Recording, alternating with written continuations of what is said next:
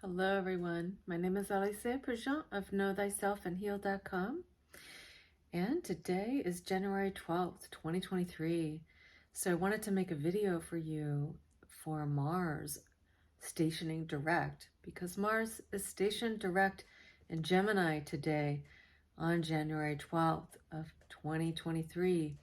If you've been following me, you know I just did a video for these last few days of January 10th through the 12th, where we were experiencing Mercury at 12 degrees of Capricorn retrograde squaring Chiron in Aries.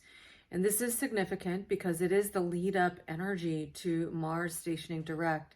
And you likely know that Mars is the planetary ruler or guide to Aries consciousness. So this is the planet that we're going to be looking toward when we're considering Chiron and Aries.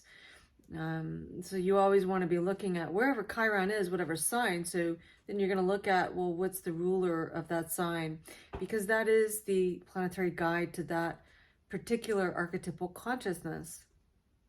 Now, what's interesting about this too is that the south node of the moon is in Scorpio at the moment.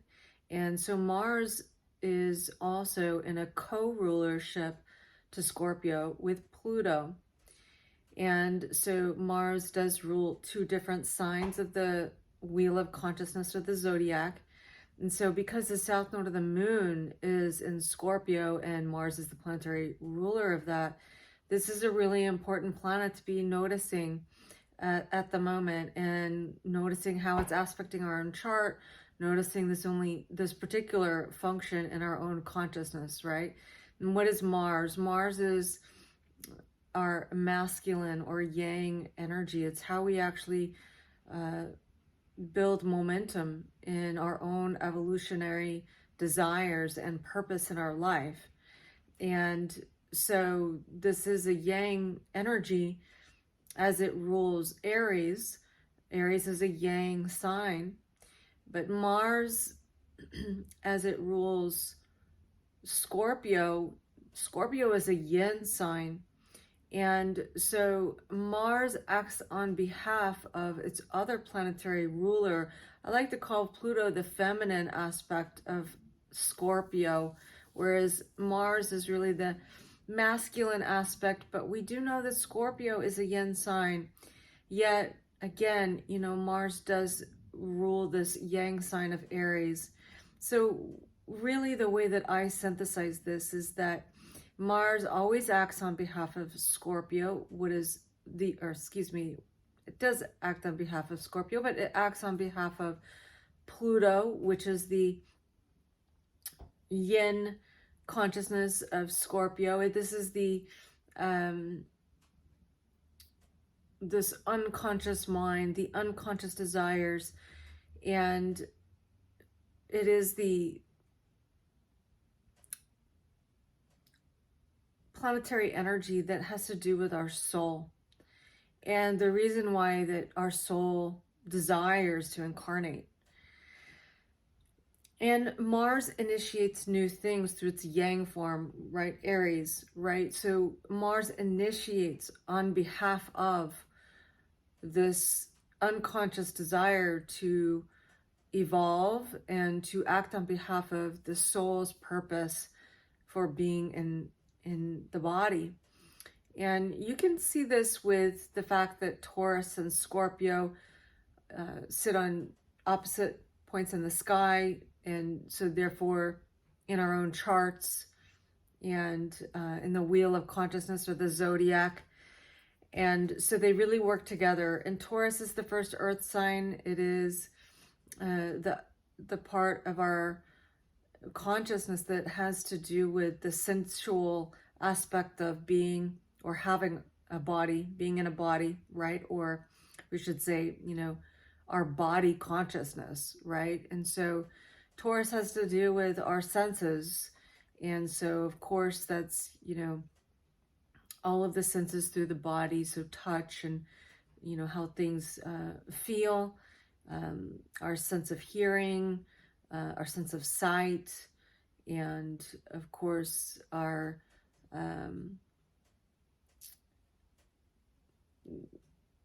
sense of smell, you know, all of these different ways in which we actually experience the physical dimension. So with the fact that Mercury has been square Chiron from Capricorn, you know, Capricorn is a yin sign, and this is very much about how we structure our consciousness. And this can very much correlate to how we've really learned to structure our consciousness from potentially our family line, from authority figures, from people that we've seen as teachers or masters of something specific in our lives. And as I said, you know, an authority figure in some aspect of our lives, or a primary caregiver, could be grandparents, could be parents, could be just the family as a whole, the tribe as a whole that you grew up with, or that we grew up with, right? And we learn how to survive as we are, you know, as we actually emerge out of the womb and we are cared for. And so it is important to consider this when we're looking at Capricorn, because, you know, understanding that the way that the wheel of consciousness works, the way that the psychological development works, is really helpful in understanding when planets move through this zodiac or wheel of consciousness, through our charts, and how these planets, as they're moving through the sky, moving through our charts, through the zodiac, they are really assisting us to gain momentum in our own evolutionary purpose, as well as our own expansion of consciousness, and really understanding different dimensions of our own being and different dimensions of our own consciousness. So when we look at that, and this may be a little bit of a repeat from my last video, and if you haven't seen that video, you're certainly welcome to go back to it, because this video is really meant to be kind of a part 2 in a way, to go a little bit deeper into what I was talking about, so that you can utilize these transits in the most efficient way for yourself as things may be coming up, as Mars is going direct. So as I described in that video, we emerge out of the womb, and we could see this as Pisces consciousness, which is seen as the last archetype of the wheel of consciousness. And we could also see this as the cosmic womb. And so where Pisces is in our chart, as well as the 12th house, this can very much be like, I always think of it as the ocean of consciousness. And it's interesting because Jupiter and Neptune are both co-rulers of Pisces. And this is where things actually, like in the 12th house, if you have planets in the 12th house, this is where things really go to dissolve. And this is like the end of a cycle, where something has been initiated and literally moved through the entire wheel of consciousness, and has experienced all that it can experience of a particular aspect of consciousness, or evolutionary momentum of consciousness, or chapter of consciousness, however you would describe that, where we've gotten everything we can from it, and we've become, really through that experience, on a certain level, gained a certain level of mastery of that. And so it's like a graduation in a certain way, right? And so it's where we can be a teacher ourselves, particularly because Jupiter is the planetary guide to Pisces as well. But it is also where we have gained all that we can experience. And so some people call the 12th house as the things where things go to die, you know, And that's really just meant to, you know, say it's this part of consciousness. It's like, I've experienced everything I can in this particular aspect of consciousness in this particular way. And so, you know, this is where this doesn't serve me anymore. And so therefore I can allow it to dissolve. And this is also where, you know, the ocean of consciousness contains everything, because the cosmic womb contains everything. And I always think of the 12th house and Pisces consciousness as well as this part of us that it is the spirit, has to do with the spirituality and spirit and the etheric realm, the dreaming, sleeping realm, the visionary, and so also correlated to the artist, could be definitely. So this is the part of us that can really look at anything in consciousness and find, well, I could choose to be this, I could choose to be that, you know. And I have every possibility at my fingertips. There's so much to choose from of who I can become, right? And this is why Pisces in the 12th house, people that have planets in the 12th or in Pisces, can be actors or actresses or, you know, a musician, because it is the kind of this energetic realm where we really could tap into understand anything in consciousness.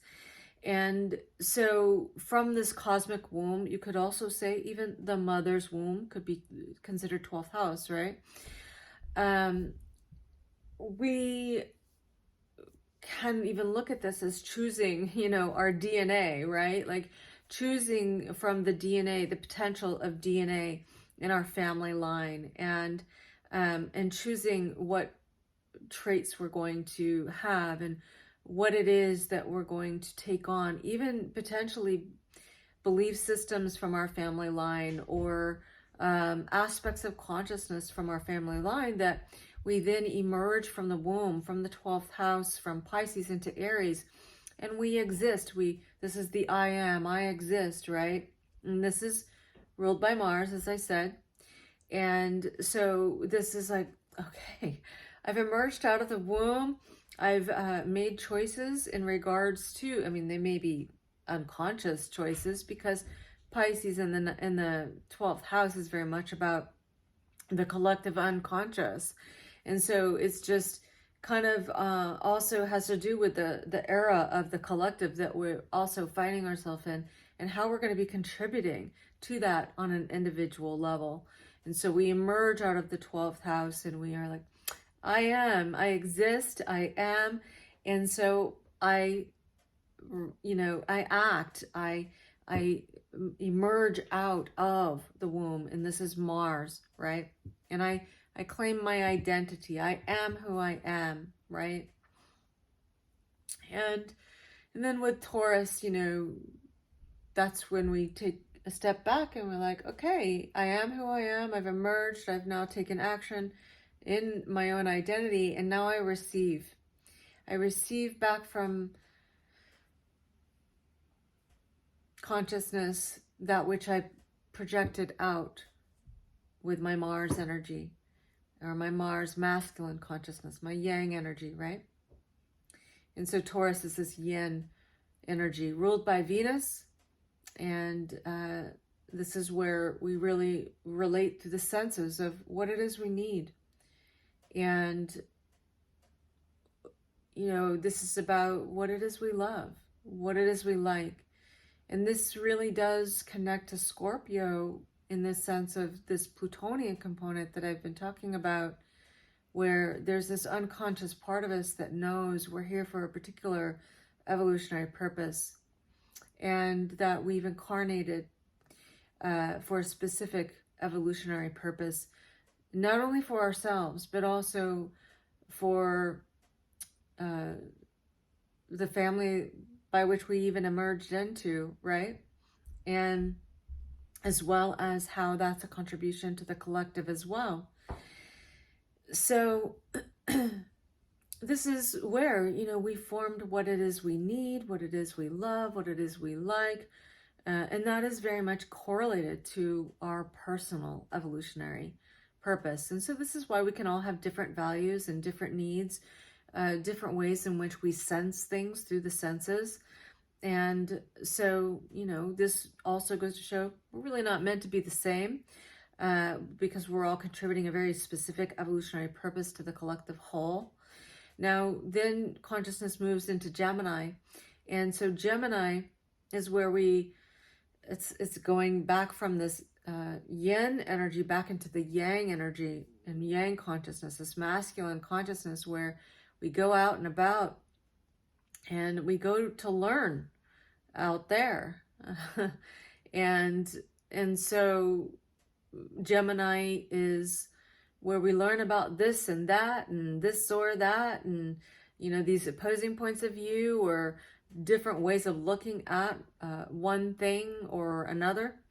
And Gemini is very much about our siblings, how we learn through siblings, if we have siblings, as we're learning about ourselves and about life, and about the differences between two different things, as well as the similarities, right? And, you know, this also extends out to our neighborhood and our immediate community. And, you know, Gemini sits across from Sagittarius. And so through this learning that we do with Gemini, we actually begin to form beliefs. We actually, through the process of Gemini, through Virgo, then Libra, through Virgo and Mercury's planetary rulership of Gemini and Virgo, once we get to Virgo, we really look at, okay, you know, I've gone out and I've gotten all this information and how it relates to me and my own personal self-actualization. Now, you know, how do I sort out this information and utilize discernment and go, okay, this is useful for me, this is not useful for me, to bring something of service to the collective.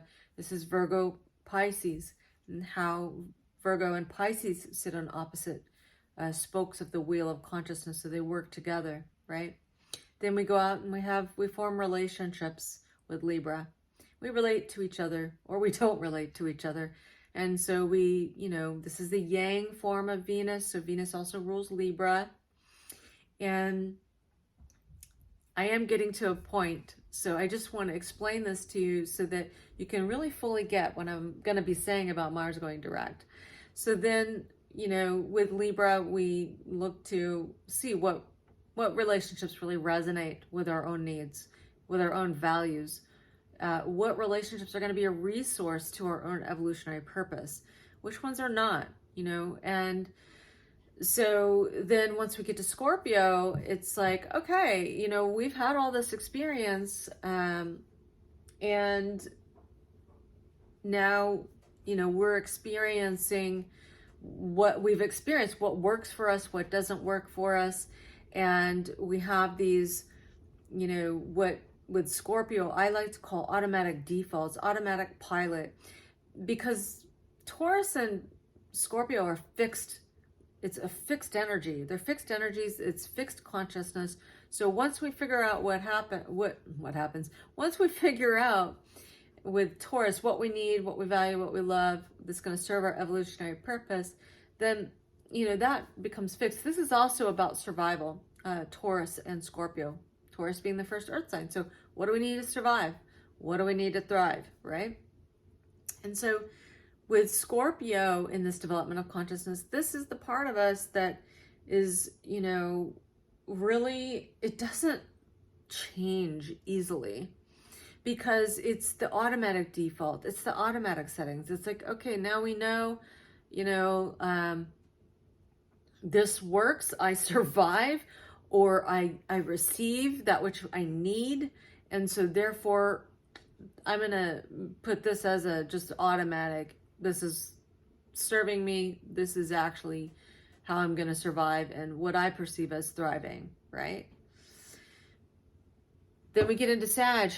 And so those unconscious defaults are now formed into beliefs. You know, this is like What beliefs support these primal instincts to survive and thrive? And so we find beliefs that support this idea of survival and thrival, what we perceive as survival and thrival. And often we can find that from actually receiving back from our environment in very early childhood development in our Taurus nature. I believe it's the first 2.5 years that is Aries, and we're developing that Aries consciousness. And then after that, it's Taurus, right? So I think, even though I've heard that with astrologers say it's 2.5 years, I kind of think when you're talking about Mars and Venus, it is kind of working together. And I'm going to explain that too, because I think this is going to be really helpful for you.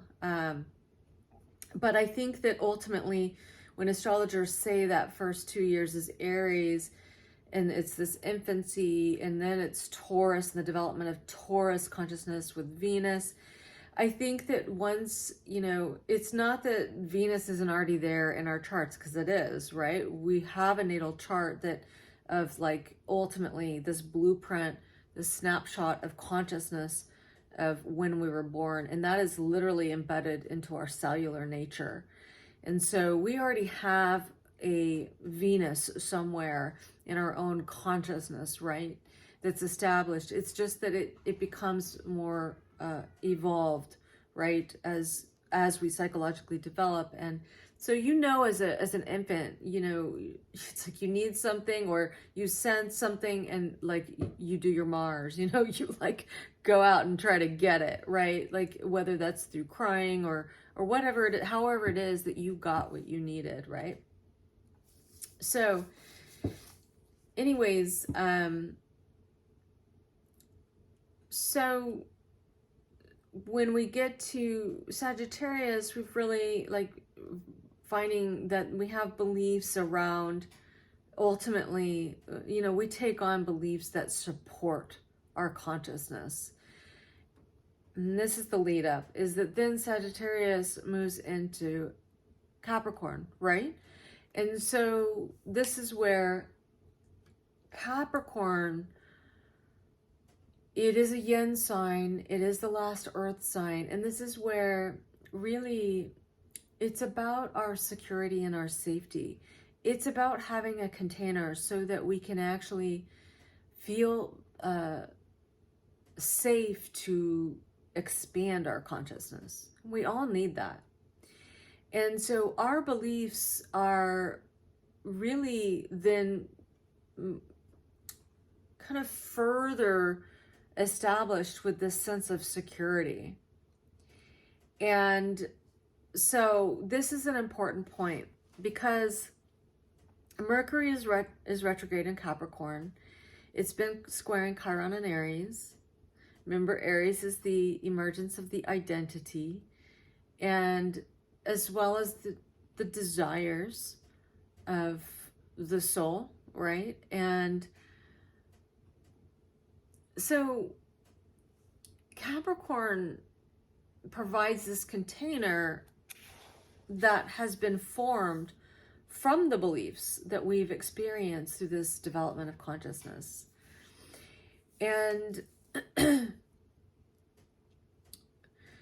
so because Cancer and Capricorn work together, Cancer is the first water sign. It does have to do with the feminine water nature, right? So this is often related to the feminine, right? And it's to our own yin consciousness, and so related to the mother. And so you can look, where's your moon in your chart? This is typically the nurturing parent. It doesn't have to be the mother, but it often is.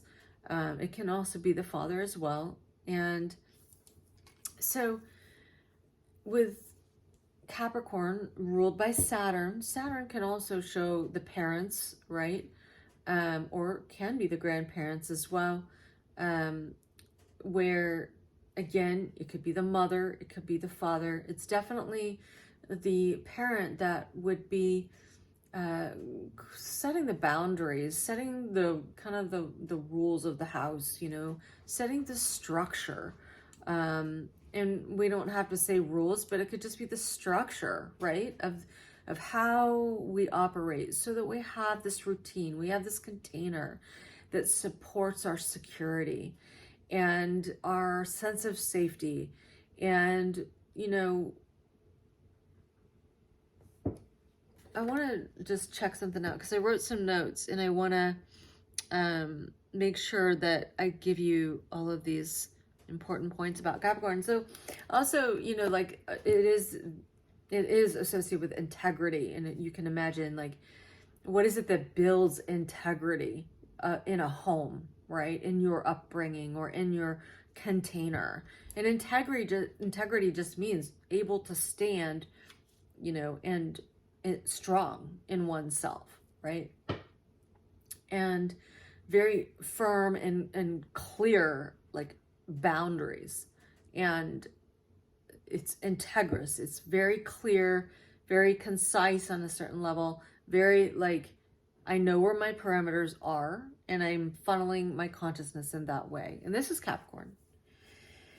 Now, since Pluto's been in Capricorn since 2008, this has been exposing where it is we may have inherited, particularly familial structures of consciousness that may be actually outdated, that may not really contribute to our personal evolutionary path, and that may be not resonant with our personal identity, as well as our personal needs as an individual.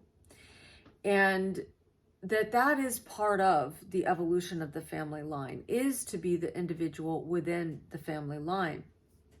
And this is so that the family line itself can evolve, expand, and grow, right? And we all come from, hopefully, you know, in the ideal, we come from structures of consciousness in our own family line that have supported us, that has provided safety, that has provided an authentic support towards the authenticity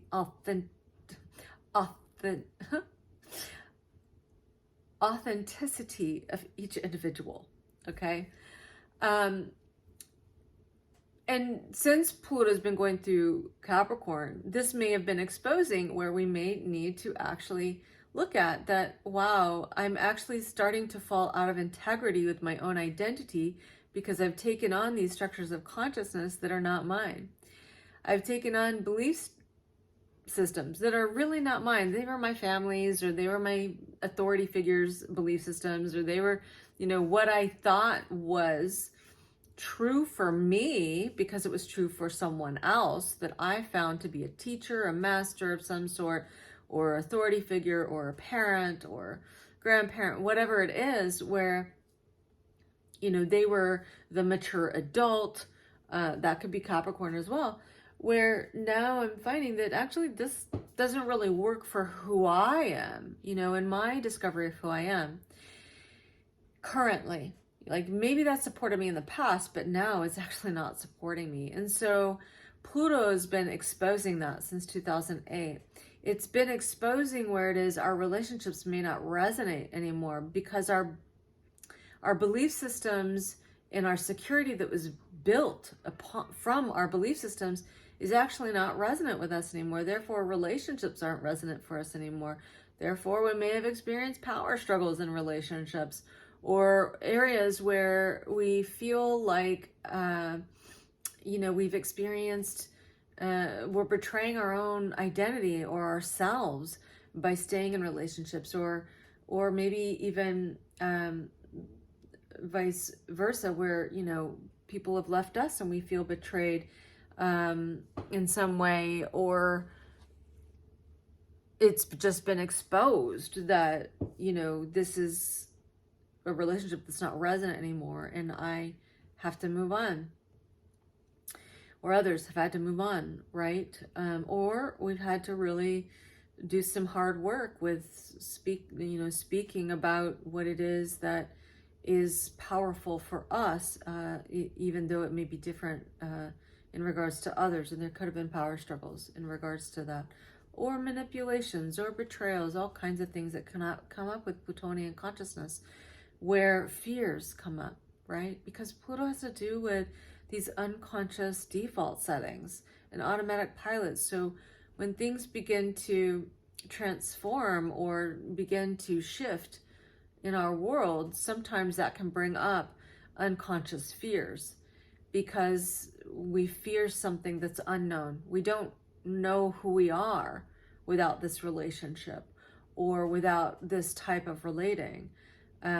We don't know who we are in our family now, because we don't believe the same thing, or we don't relate anymore in the same way, because we've evolved and changed and we're not the person we were, right?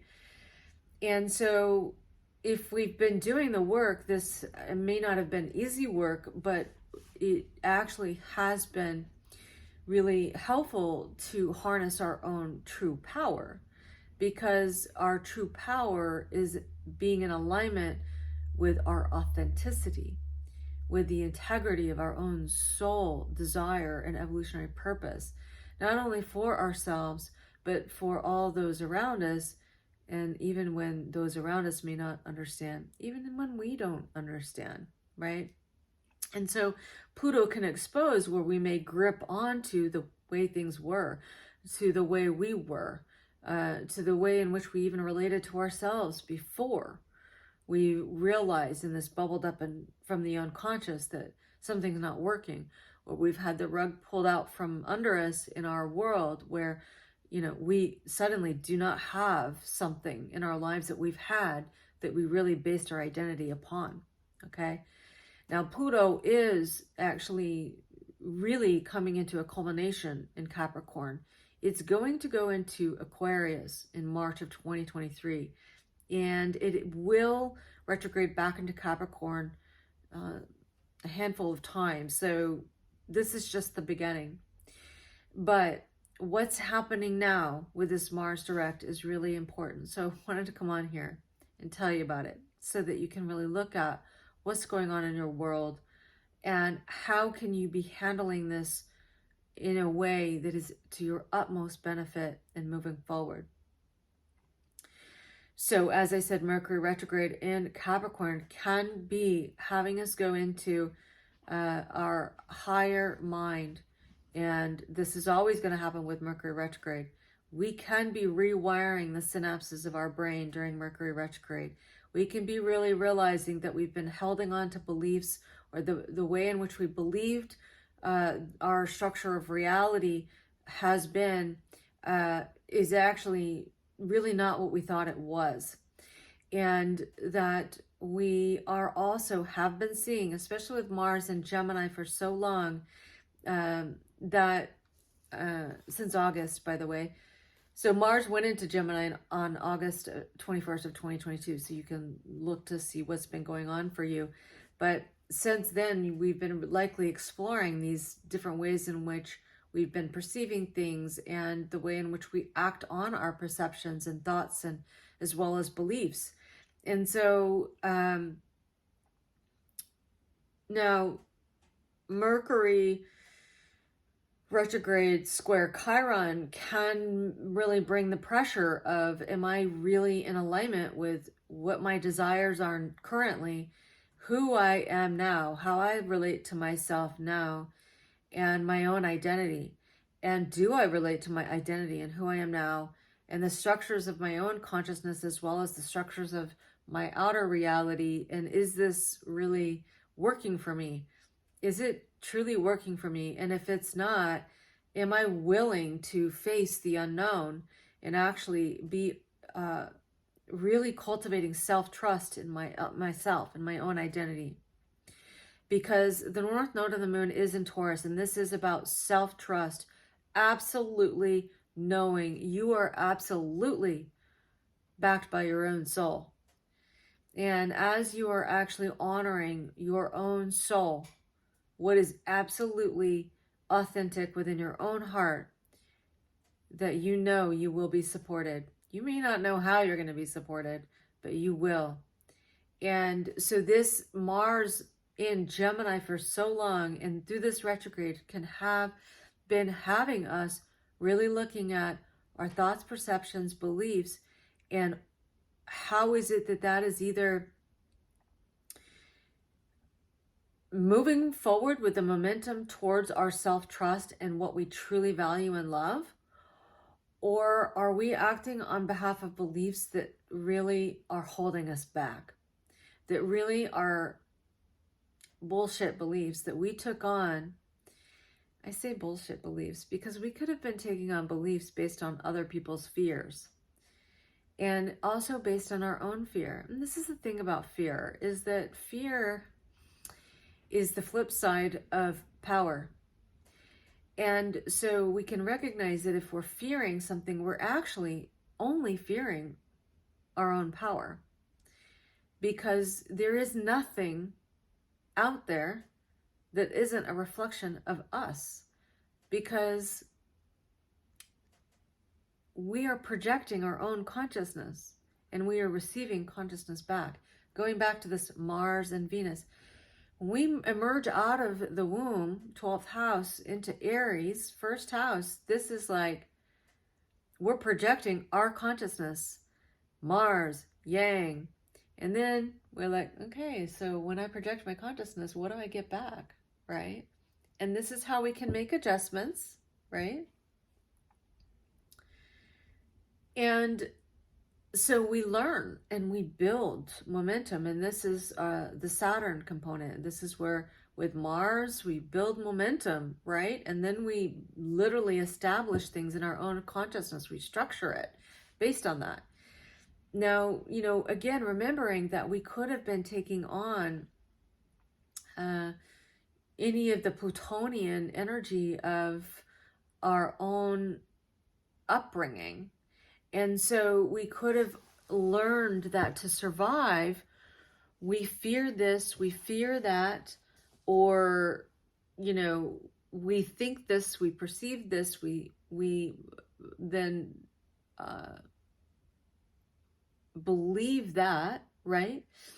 So that we feel secure, and so that we feel secure because we're surviving, and, you know, in hopes that we're thriving. But as we evolve, we recognize that we may not always be thriving if we're not growing. And if we're not growing and expanding our consciousness, which is Sagittarius and Jupiter, where we're actually finding that there's something more to believe, and something else to believe, and something else to perceive, and something else to learn, and something else to consider, then we will inhibit our evolutionary process. And we can also experience fear in our evolutionary process because of the unknown. But anything that's in the unknown is really only more of ourselves, in our own consciousness, in our own expansion of consciousness. And so, I don't know if you can hear this, but my cat is meowing in the background. So I'm going to let him in. So we're going to take a little moment. I'm going to let you digest this, because I know this is a lot of information. I'm going to let my cat in, and it's just going to take a second. You can digest this, and I'll be back.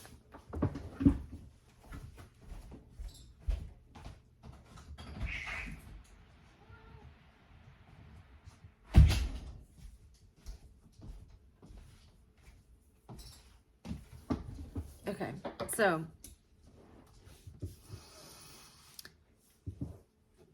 now Mars goes direct today. Mars is direct now as I'm making this video, and fresh direct, right?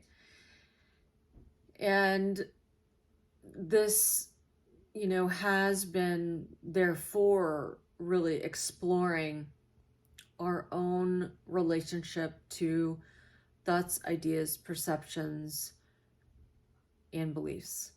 This is the Gemini Sagittarius axis of consciousness. And how do different thoughts, perceptions, beliefs really inform our actions, how we instinctually act on in regards to these thoughts, perceptions, beliefs, right? And then how does that really then build momentum towards a certain structure of consciousness? And is that structure of consciousness that these thoughts, perceptions, beliefs that we've been carrying, is that really resonant with our identity now? Does it expand our identity into something new and exciting? Or does it feel like it inhibits us, it depresses us, it actually creates restrictions in ways that make us feel less vitality rather than more vitality? Is how we're thinking, perceiving, and believing actually empowering us, or is it disempowering us? Because if we have thoughts, perceptions, and beliefs that are disempowering us, they're not true for us. Because we're here to be empowered. We're here to experience our personal power and our personal soul. And our soul is absolutely fused with power. And so if we are coming from a structure of consciousness internally that is coming from beliefs that we've taken on from our exploration of consciousness out there, we're taking on other people's thoughts, perceptions, and beliefs that are not ours. Now, this is the thing, though, is that the interesting thing about Jupiter as it is the planetary guide to Sagittarius, ruler of Sagittarius, is that this is about expansion of consciousness. Jupiter expands whatever it touches. So this means it's going to expand good things, or what we would consider, positive things, but it can also expand things that are negative, or that are actually just not maybe producing the results that we desire. Okay. And so if we're holding on to beliefs or belief systems that are actually expanding what it is that we do not desire, but we think we need to believe them because someone told us that to be a good person, we must believe this, or to go to heaven, we must believe this, or to, be in this relationship, we must believe this, or to be at this job, we must believe this, to be seen as a professional, we must believe this. There's all kinds of ways in which we could have taken on beliefs that may have served someone else, but is not actually contributing to our own expansion of consciousness. So we can, have been having this recognition through this Mars and Gemini of where it is that we're actually holding on to thoughts, perceptions, and beliefs that are inhibiting us, restricting us, that are actually creating in our own vibration feelings of restriction, irritation, frustration, anger. What is anger? What is irritation? What is frustration? It's actually energy that wants to move, but it feels restricted. It's, this is why Mars can be associated with inflammation and anger and war, because Mars likes to move. And when you have it in Gemini, in this Gemini-Sag axis of consciousness, this is like, I want to go out and learn more stuff. I want to go out and learn more things. I want to expand my consciousness. And if we find ourselves that we feel like we can't do that, we can feel that anger, frustration, inflammation, irritation. And also we can find that maybe we were feeling irritated, frustrated, anger, whatever, because someone else believes something that we don't believe. And that can feel threatening. Why does it feel threatening? Because Jupiter is expansive. It has to do with the positive, which is about inclusiveness, whereas negative is segregating, right? And we know that because there's so many people and so many expressions of source energy, because everything that exists is a part of creation, therefore it is a part of the creator. We must have all kinds of different thoughts, perceptions, beliefs in order for us to actually be the creators that we are, so that we co-create, right? So that, because it would be a very limited creation rather than infinite creation. It would be finite creation if we didn't have all these different thoughts, perceptions, beliefs, angles of looking at things, and belief systems, even religions, to support the expansion of consciousness and the creation itself, the possibilities of the infinite creation. And so we have these different thoughts, perceptions, beliefs in order to support all the different aspects of creation, so that is supported to structure consciousness in a way that it can expand out into something new, into something brilliant, into something that has never been seen before. But if we only have one angle perception, one way to look at things, one belief system, one religion, one way to relate to God consciousness or the creator consciousness, Yahweh, the ultimate creator, however it is that you name that consciousness, source energy, God, goddess, so many different ways we can name this consciousness that we all emerge out of, right? If there was only one way, it would be limited. But this is about infinite. This is about the infinite. It's about infinite creation. It's about the eternal creation, that which just keeps multiplying upon itself. So we need lots of different ways of looking at things and perceptions and beliefs to support our journey in our own self-actualization process.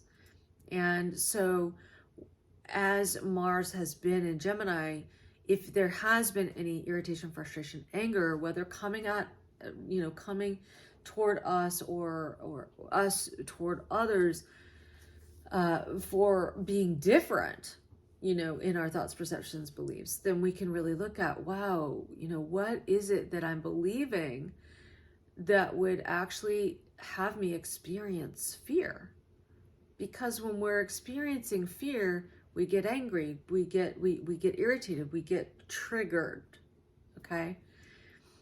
And the trigger is a blessing, because the trigger, which is very much associated with Mars, the trigger is, okay, there's something in the unconscious, Pluto, remember Mars always acts on behalf of Pluto, something held in the unconscious, stemmed from a belief, Sagittarius, right, that is actually not working anymore for us. And so this is where we can change the default settings, Scorpio. We can see that there's something in our automatic pilot that is outdated. It maybe supported us at one time, but it is now inhibiting our evolution. And so with Mars stationing direct, after just right fresh, Mercury's been squaring Chiron in Aries, this can really be showing what triggers are coming up for us. This is our cue that there's something internal going on in our own belief systems, our own thoughts, perceptions that are no longer working for us, that are actually inhibiting our evolutionary momentum. And what is it? What is it in our own, what's buried in our unconscious? It could be even past memories. It could be pains and wounds. Because where, Pluto is can also be wounds, right? And so pains that we've repressed because we didn't know how to integrate it. We didn't know how to, recognize that the fear is, there is a way in which we can actually expand our consciousness and see that this is part of our own empowerment, really. And that, we expand by actually getting curious about our own fears, and how really we're so connected to our own soul and source that we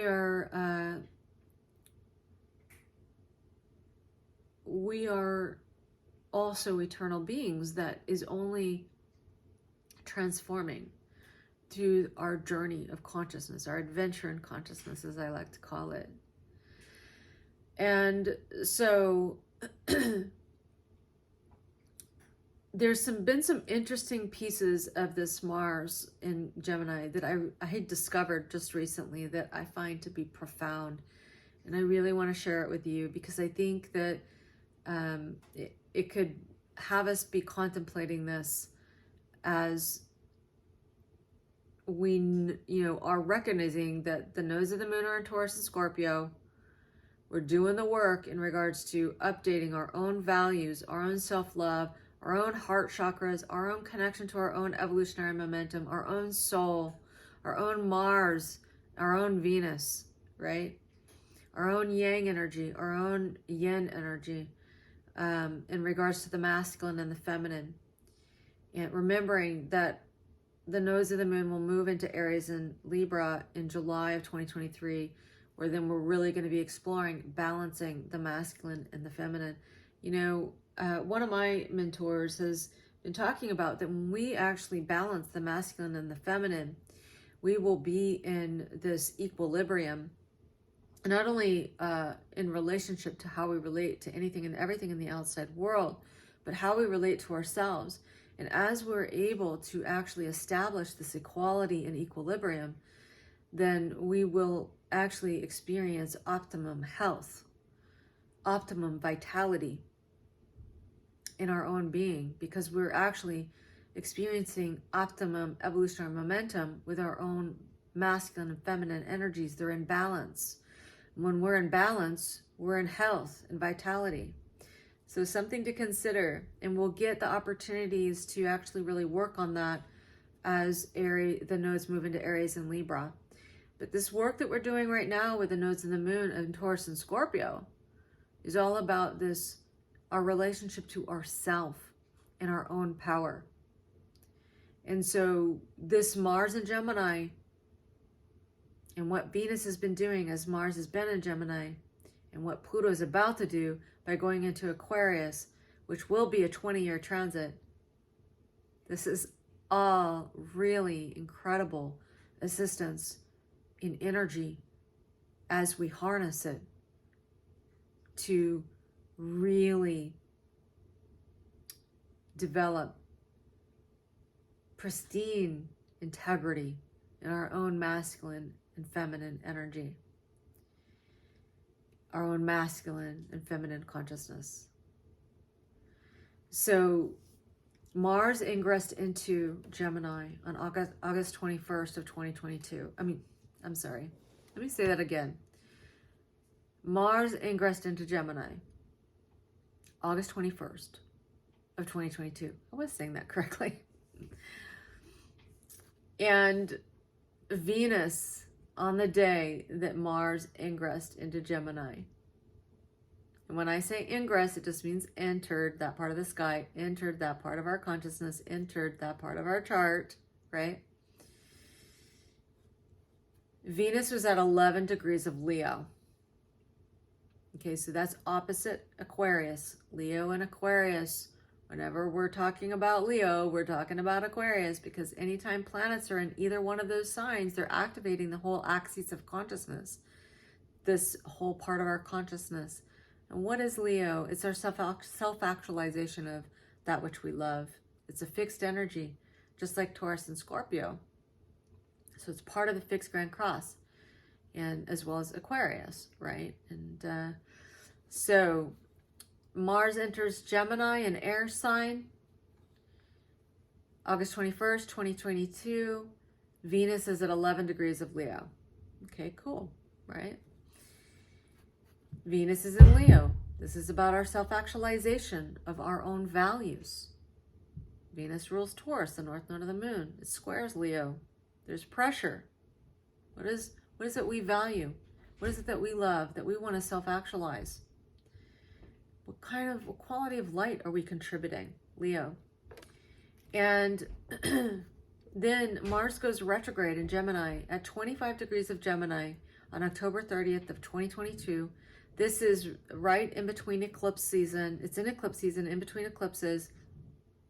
And so this is the ruler of the South Node, so it is very involved in the eclipses in Taurus and Scorpio, right, that we are experiencing then. So Mars retrograde Gemini, 25 degrees, October 30th, 2022. And at that time, Venus was at 8 degrees of Scorpio. Okay, so it was close to the South Node of the Moon.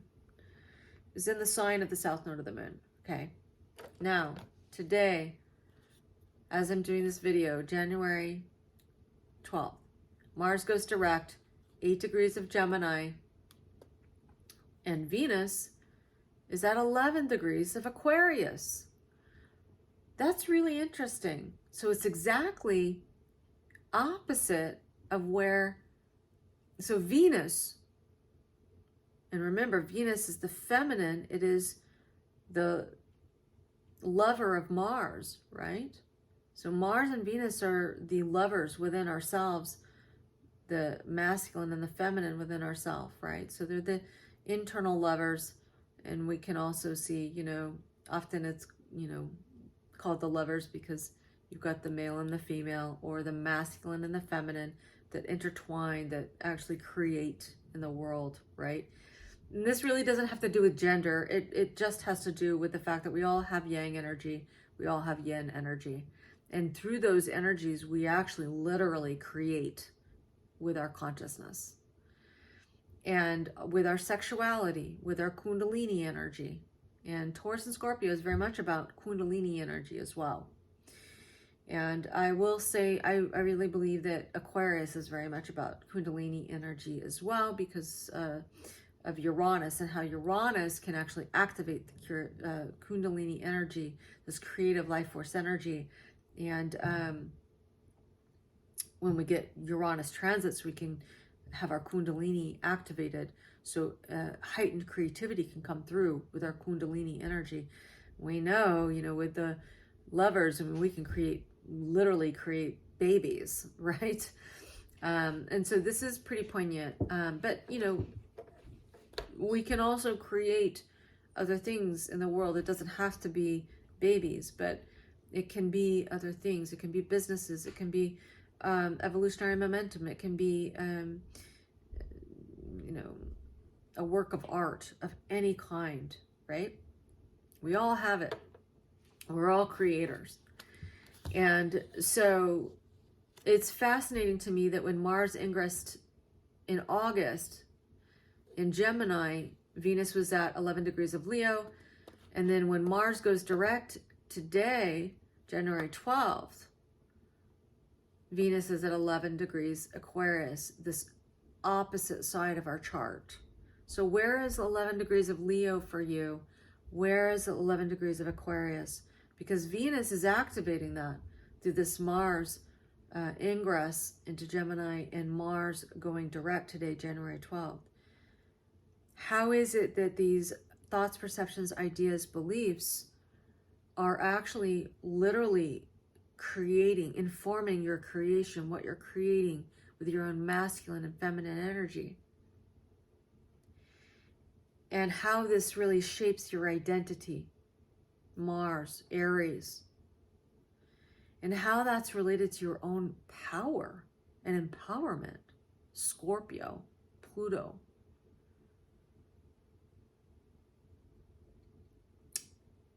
This is so powerful. I mean, it makes me so excited, the potential of understanding this in our own psyches. Now, what is really quite interesting is, as I said, Pluto is going to ingress March 24th of 2023 into Aquarius for the first time. Mars will be at 29 degrees, 16 minutes of Gemini. And so this is what's called the anaretic degree. And it's a very, very sensitive degree of any sign because it's the last degree of the sign. So this is a culmination of that archetypal energy. So in this case, Gemini. So there's something culminating there. So Mars's cohort, Pluto, moves into Aquarius, and then Mars is at the last degree of Gemini.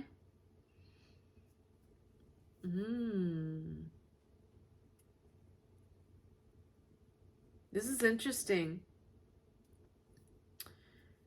because both Gemini and Aquarius are both air signs. And so this is, Aquarius is the last air sign of the wheel of consciousness. And so this is all about one's personal brilliance. This is about the individuation process of one's identity. This is where, in the development of consciousness, Leo is when we actually realize that we are not our parents. We have our own contribution of light. We're going to create something in the world that is based on who we are, not who our parents are, but who we are. It's our personal brilliance. And so Aquarius is where we've cultivated that. We've actually really created these structures of consciousness that support this yang Aquarius, where I have this idea, I have this way in which I'm going to create light in the world and bring it to the tribe, bring it to the group, bring it to the family, bring it to, society in some way. This is my personal unique brilliance. This is me as an individual. This is me, bringing something unique into the world through my own evolution of consciousness.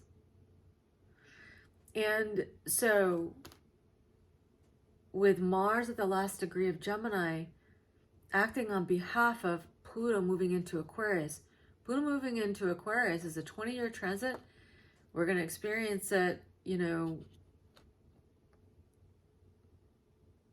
for the first time in our lives. And at least in this life, in this incarnation, this ego, this perception, of our soul. And so Mars at that last degree can really be culminating one's own, like Mars has been in Gemini since August, and it's finally going to come out of it in March. And usually Mars spends like 3 weeks in a sign, right? And so it's been there for a really long time. This is important. It's been there for a long time because it retrograded there. And it doesn't always do that, right? So we've really gotten this chance to look at how we're really acting on behalf of thoughts, perceptions, ideas, beliefs, and are they really our beliefs, and are they really working for us? Are we getting frustrated, irritated, angry at any differences in beliefs? Well, if I'm not allowing someone else the freedom to think something differently than me, then am I really a free thinker? Am I really allowing myself to think something different than what my parents taught me to think and believe, or what my teacher taught me to think and believe, or what, the school system taught me to think and believe, or this religion taught me to think and believe? It's not that any of those things and those support systems haven't been helpful, because they have. They've gotten me to where I am now. But is it really resonant with who I am now? I mean, I'm hoping that I've actually grown since then. I've learned some new things, right? So we can actually see where,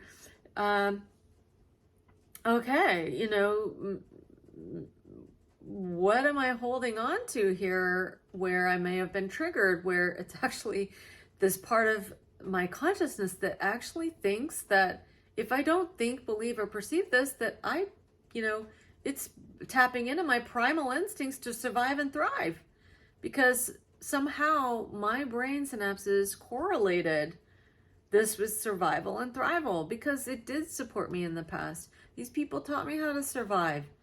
And I survived up to now. So if I get rid of this thought, perception, belief, I might die. But is that really true? Or I might go to hell, or I might lose my relationship to God. But that's not even possible, because you're literally an expression of God. Therefore, there is no way you could ever be separated from God. And, really that could have been taught to you, that you're separate, but you're not. You're so infused with God. You are so taken care of. You're so taken care of that you can actually believe that you are not loved. You're so taken care of that you're given the freedom to believe that you're not worthy, even though you literally come from the infinite of creation. And so, you know, this is where we can have been really looking at, you know, our beliefs, thoughts, ideas that may not really be in the bigger picture of things, the complete picture, right? The whole truth, the ultimate truth. And so when Pluto goes into Aquarius, Mars is at the last degree of Gemini. This can really be the culmination of, oh my God, I can liberate myself. I can liberate others so that I can really do this Plutonian work as Pluto moves into Aquarius. And as then Pluto will then keep retrograding back in Capricorn, giving me the opportunities to go, is there any other cleanup that we could do in regards to how we're structuring our consciousness internally, so that when we go out into consciousness externally and build reality, our personal reality, in the yang sign of Aquarius, we are harnessing our power. We are building momentum in our own self-actualization process, in our own individual contribution of our own brilliance, our personal true light that is so unique and brilliant and needed by people in the outside world that contribute to the expression of creativity and the momentum of self-actualization and creativity of more than I can even possibly imagine in society moving forward. Interestingly, at this time that Pluto moves into Aquarius, March 24th, Mars is at 29 degrees Gemini, Venus is at 8 degrees of Scorpio. Remember that Venus was at 8 degrees of Scorpio when Mars went retrograde at 25 degrees of Gemini on October 30th of 2022, when we were experiencing eclipses in Venus ruled sign Taurus and Mars and Pluto ruled sign Scorpio. Isn't that fascinating? So if you have anything in your natal chart at 8 degrees of Scorpio or Taurus, Leo or Aquarius, anything at 11 degrees of those signs as well, all fixed energies of Taurus, Scorpio, Leo, Aquarius, and anything in between those degrees of 8 degrees, 11 degrees. You could even go back to like anything between 3 degrees of any of the fixed signs, Taurus, Scorpio, and Leo, Aquarius, all the way until about 15 degrees. That's very, very poignant for you. Whatever planet that would be aspecting, that's the part of your consciousness that's really being activated. And it's being, you know, there's been pressure there so that it's moving the chakras, it's moving the internal consciousness so that you can actually expand that particular planetary function in your own consciousness, so that you can actually really gain more momentum in your own creative self-actualization process, in your own sense of self-trust, self-love, and power, and connection to your soul, harnessing your own empowerment. And if you've been experiencing any fears in regards to that, you know, my hope is that this video can explain it in a way that actually helps you, assists you to really look at, okay, if there's any fears coming up, if there's any resistance coming up in my own consciousness, I can do this self-investigative process that Pluto is known for, that I have in my own consciousness. I can really self-reflect, really self-investigate and look at what am I believing, thinking, perceiving that is not mine, that isn't actually contributing to my own empowerment, that isn't really true, because I'm here to be empowered. I'm here to be in alignment with my soul, my own vitality, my own regenerative processes. And, you know, I'm super connected to that. I can't even be separated from it. I can only believe that I am, because I learned it from somewhere there, out there, that was a misunderstanding. So, also something else that came to mind when I was saying this is that, again, has there been any triggers? Because if we've been triggered and then we're projecting that onto other people, or other people have been projecting it onto us, we don't have to take that on. If we find that we're projecting onto other people our own fears, our own ideas, thoughts, perceptions, beliefs out of fear, because we need them to believe what we believe, that is actually a segregative function of Mars. It's actually projecting the shadow, because the shadow is segregative, it's negative, it decreases momentum, it actually takes energy, it actually dissipates energy, it leaks power, it leaks energy, because it's not coming from a place of being plugged into source and our own soul. And that's where our regenerative aspect of consciousness actually is. Anything that feels good, that regenerates our energy, makes us feel alive, we're connected to our soul. This is infinite energy. This is regenerative processes. This is a regenerative consciousness. This is positive. It's inclusive, right? So if we're projecting our consciousness, needing someone else to believe, think like we do, then it's not true, because it's not giving the freedom, the expansiveness. It's like, okay, you can believe something different. I believe something different. That's okay. We're supported by different things. That's okay. That gives you, that allows you to be in your evolutionary momentum that's unique to you. Me, the evolutionary momentum that's unique to me. Even if, I have more to learn, and I'm going to actually find that, maybe that was true for me at one time, but now there's this other thing that actually makes sense to me now. It's still, supportive.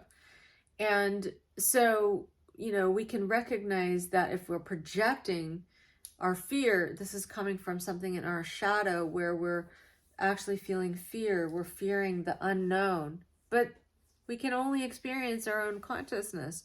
We can't be separated from God. And, it doesn't mean that there are, yes, we're going to have self-preservation. We're going to take care of our bodies. We're going to be smart. We're going to take care of our own evolutionary purpose and take care of our bodies and, utilize this recognition that we need to value ourselves, value our purpose enough to take care of ourselves, and fear, pain to a certain level of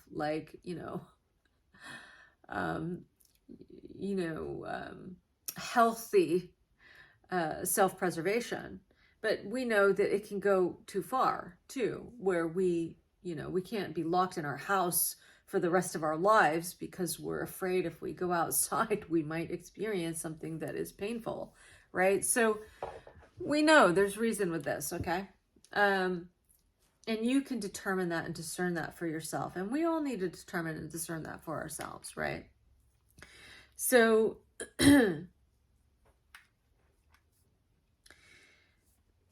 it's very fascinating to me how this Venus has been working with Mars in Scorpio and Leo and Aquarius, and Pluto as well, because as we've been experiencing this, the nodes of the moon are in Taurus and Scorpio, all ruled by Mars, Venus, and Pluto. So this is looking at, what are we creating? Are we creating our empowerment, Pluto? Or are we creating our fear, Pluto? Mars, Venus, Pluto, right? Are we acting on behalf of our fear? Well, then what are we going to receive back, right? Are we acting on behalf of trust in our own power and our own connection to source and our own connection to what we love, how we love, who we love, and our own self-love? We're going to be empowered, and we're going to be empowering others as well.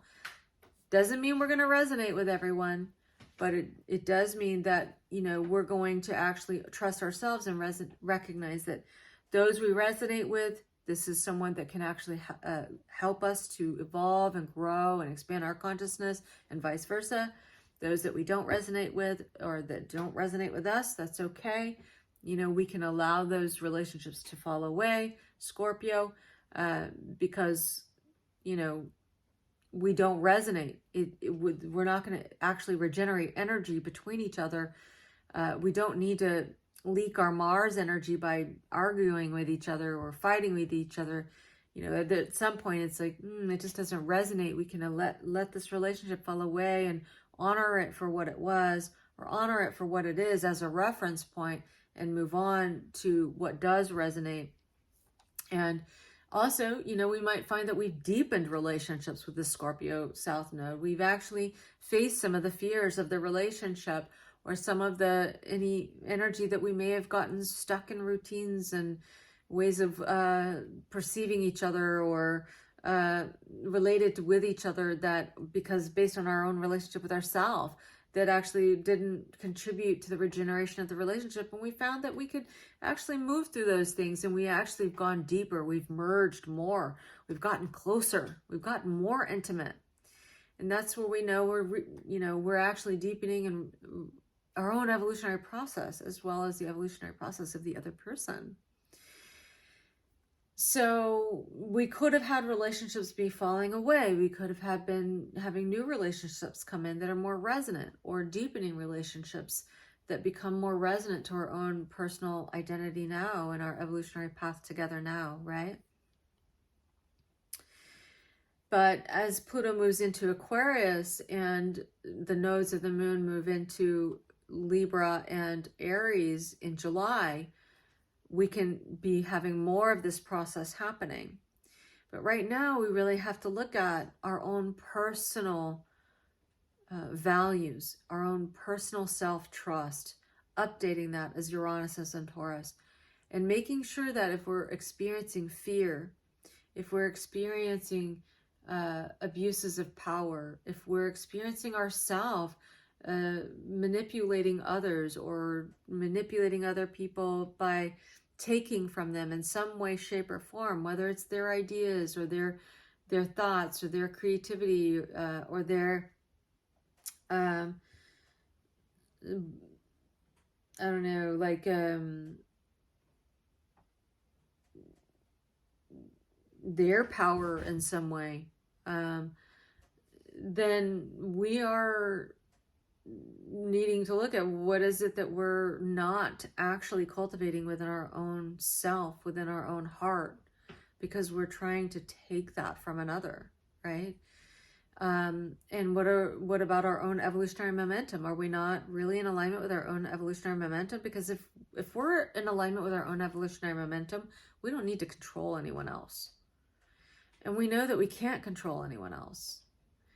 And we also know that if we are taking someone else, taking their power, or manipulating their identity, or we're manipulating their choices, or their, as I said, you know, their thoughts and perceptions, and we're trying to manipulate the way they think, or manipulate the way others think about them, or any of that kind of stuff, we know we're not actually plugged into our own source of power. We're not really empowered, right? And that's good information, because it's like, it's time to come online with our own empowerment. It's time to actually plug into our real true source of power, which is ourselves. It's never going to come from the outside world, because the outside world is only a mirror. It's only going to mirror back our own consciousness. This is why so many people can be having completely different experiences of the world. Why some people believe it's an incredibly beautiful world, and people have incredibly beautiful relationships, and they're thriving, and they have really healthy finances, or healthy bodies, you know, whatever it is, healthy creativity, and why some people are not experiencing that world. They're experiencing a very scary world, right? And so, you know, and it's not to say that we don't witness these experiences in others, but how are we experiencing it and how are we perceiving it, and what beliefs are supporting those perceptions as well and those thoughts. And then vice versa, how we're perceiving and thinking is actually feeding into the beliefs that we have, which then forms a structure of consciousness.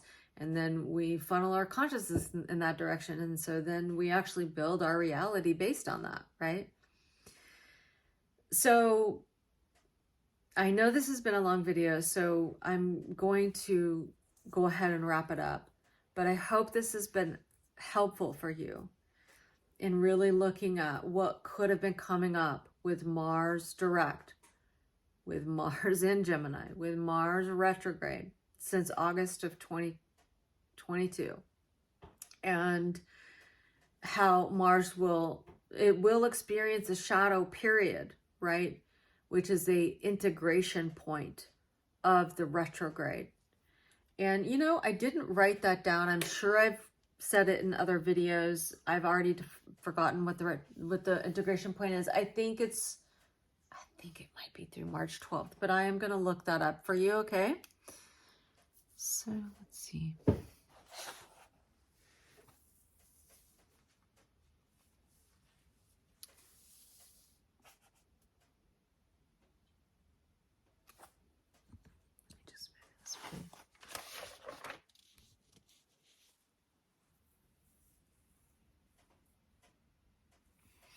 So it's March 14th. So it comes out of shadow on March 14th. We could say March 15th, March 14th, March 15th, right? So that's like a Thursday, Friday. So there's still some integration. So I hope that this video is helpful for you in really exploring what's come up for you, really looking at different places in this time frame from August, end of August, up through March, mid-March, where we've been really exploring how we're acting on our own behalf, how we're actually noticing ourselves, you know, in our momentum. You know, are we acting on like something that seems to be coming from a fear-based belief, or is it something that's actually expanding consciousness, expanding our liberation of movement, expanding other people's liberation of movement, even if that means we don't agree, we agree to disagree, right? Which is okay. It's like, really, Gemini is really about connecting the dots, connecting with others, and learning from each other, even if we don't agree. It's a reference point. So it is about this and that rather than this or that. It's about, oh, okay, yeah, you know, it's this or that, but, you know, really the opportunity in creation is the fact that there's the reference point of this and that. And so they really do support each other. We wouldn't really be able to experience this if we didn't have that, right? So that's where we can really be, when we're looking at it like that, then we can actually really free ourselves up, free others up to be who we are, to learn, continue the expansion of consciousness, to continue learning and understanding in new ways, in really, you know, learning from each other, learning with each other. So, as I said, I hope this has been helpful. If you like the video, if you'd like to comment anything, please do like and comment. It always makes the conversation more rich when people comment. I love to hear how it lands for you, because it does inform me of what's helpful to those that are watching my videos. Things you'd like to know, you're always welcome to comment that. Things that you're not understanding about what I'm saying, you know, maybe even things you're not agreeing with, that's okay too, because, you know, it expands the learning for everyone that would read the comments. It expands my learning as well. I absolutely love it and love learning from how other people perceive information. And so please feel free if you feel inclined to comment, and I love it, you know, because we know that if we're commenting on the post or the video, and if we're liking the video, it does get distributed more, which I really appreciate. And so if you feel inclined to support that, I absolutely appreciate that. And if you're finding this video and you feel inclined to subscribe to my channel, I would absolutely love that as well. And if you do feel inclined to share this with a friend or a family member or anyone in your world that you think would benefit from this information, of course, I absolutely encourage that. I also want you to know that I am on Facebook. I do lives there, and they can be really fun. It's a different format because it's not a pre-recorded video that I'm posting. It's actually a live. So it's like whatever comes up in conversation, that's how I do these. I mean, I do write down, you know, the dates I want to cover and things like that. But with the lives, it's a little bit different. And I will probably come on here live. I just haven't ever done it on YouTube yet. So I want to do that here pretty soon because it's been something I've been thinking about doing. So I will do it maybe as Mars continues in this forward motion. I'll hop on here and do a live. But I do lives on my personal page on Facebook. I also have an astrology page on Facebook. I post on both of them. So my astrology page is Alisé at Astrology and Healing Arts. And so it's basically the same name as my YouTube channel, but it's on Facebook. And I'm actually more active with my astrology on my personal page. You're certainly welcome to friend request me or to follow me there. I'll put a link in the description box of this video so that you can just go to my personal page and start following me if you'd like. I do write-ups. I find with my writing is different than my videos, and so you can kind of peruse that and see what you get out of it. I sometimes feel like I can explain things in writing in a different way than I explain it in conversation here. And so it's a little bit more of a creative endeavor, I think, with the writing and with the artwork I use and things like that. So if you're interested in that kind of thing, so you're certainly welcome to follow me or friend request me if you'd like. And so I'll put a link to my personal page there, as well as I will try to put a link to my astrology page. Well, you can also just go to my personal page. My astrology page is right there on my profile as well. So what else did I want to say? I also do readings. So do know that I do personal readings via Zoom or conference call, however you prefer. I record my readings always because you're going to get a lot of information. And I love to do readings for people. And so if you're interested in a reading, you're certainly welcome to email me at knowthyselfandheal@gmail.com. I'll put that link in the description box as well. Whew, I've been talking a lot. So I'm going to leave it there. And thank you so much for joining me. And be on the lookout for the next video if you'd like. I'm going to try to come on here more, do more videos for you. So keep on the lookout, subscribe, click the notification bell, and you'll get notified of the next video. So I'll see you on the next video.